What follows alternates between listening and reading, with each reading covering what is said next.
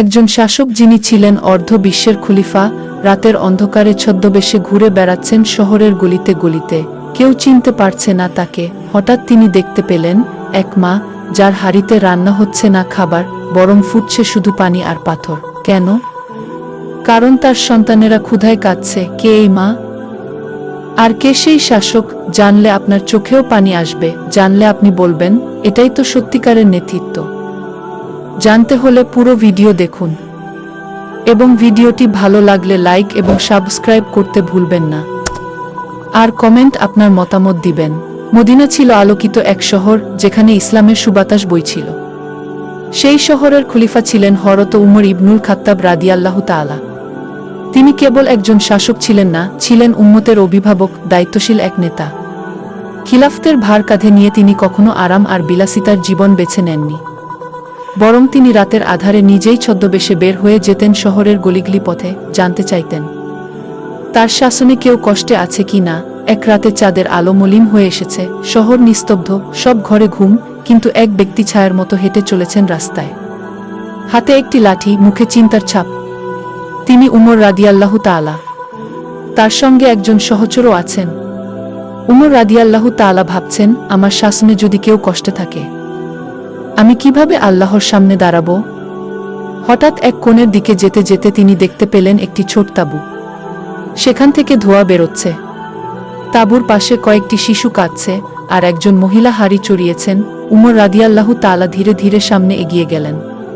কণ্ঠে কোমলতা রেখে জিজ্ঞেস করলেন, হে আল্লাহর বান্দি, কি হচ্ছে এখানে? সেই মহিলা মাথা না তুলে উত্তর দিলেন, আমার বাচ্চারা ক্ষুধায় কাঁদছে। আমি শুধু পানি আর কিছু পাথর দিয়ে হাঁড়ি বসিয়েছি। ওরা ভাববে কিছু রান্না হচ্ছে, অপেক্ষা করতে করতে হয়তো ঘুমিয়ে পড়বে, আর আমি আল্লাহর কাছে বিচার দিব। কিন্তু খলিফা উমর কি জানে না আমাদের অবস্থা? সে কি জানে না তার শাসনে আমরা না খেয়ে থাকি? এই কথাগুলো শুনে হযরত উমর রাদিয়াল্লাহু তাআলার চোখ পানিতে ভিজে যায়। তিনি তার সহচরকে বলেন, চলো বায়তুল মাল, সরকারি খাদ্যগুদাম থেকে কিছু নিয়ে আসি। সহচর সাথে সাথে বললেন, আমিরুল মুমিনিন, আমি নিয়ে চলি। কিন্তু উমর রাদিয়াল্লাহু তাআলা বলেন, কিয়ামতের দিন কি তুমি আমার বোঝা বহন করবে? আজ এই দায়িত্ব আমি নিজেই পালন করব। তিনি নিজে একটি বস্তায় করে আটা, ঘি, খেজুর ও মাংস ভরে তা নিজের কাঁধে তুলে নেন। সহচর বারবার অনুরোধ করলেও তিনি থামেন না। তিনি বলেন, এই পরিবার আমার আমানত। আমি যদি তাদের দেখাশোনা না করি, তাহলে আমি খলিফা কেন? তারা ফিরে আসেন সেই তাঁবুর সামনে।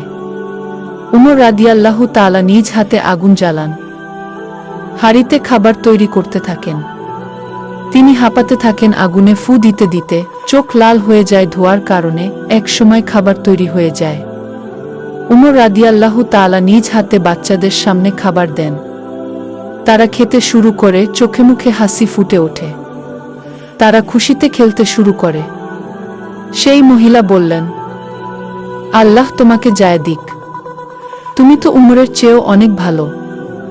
উমর যদি আমাদের দেখত, তাহলে আজ আমার সন্তানেরা এভাবে কাঁদত না।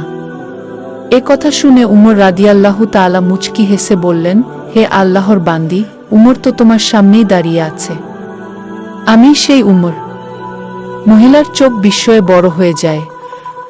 তিনি অবাক হয়ে যান, কেঁদে ফেলেন। তিনি বললেন, আপনি খলিফা উমর। আপনি নিজের কাঁধে খাবার আনলেন, নিজ হাতে রান্না করলেন। উমর রাদিয়াল্লাহু তাআলা তখন মাথা নিচু করে বলেন, আমি যদি কিয়ামতের দিন এই সন্তানের কান্নার জবাব না দিতে পারি, তাহলে আল্লাহ আমাকে ক্ষমা করবেন না। সেই রাতে উমর রাদিয়াল্লাহু তাআলা তাঁবুর কাছেই বসে থাকেন, যতক্ষণ না বাচ্চাগুলো ঘুমিয়ে পড়ে। তিনি নিশ্চিত হন তারা নিরাপদে আছে। তারপরই তিনি ফিরে যান। এই ছিল উমর রাদিয়াল্লাহু তাআলার নেতৃত্বের এক ছোট্ট দৃষ্টান্ত, যেখানে ক্ষমতা ছিল তার হাতে, অথচ দায়িত্ব ছিল তার হৃদয়ে।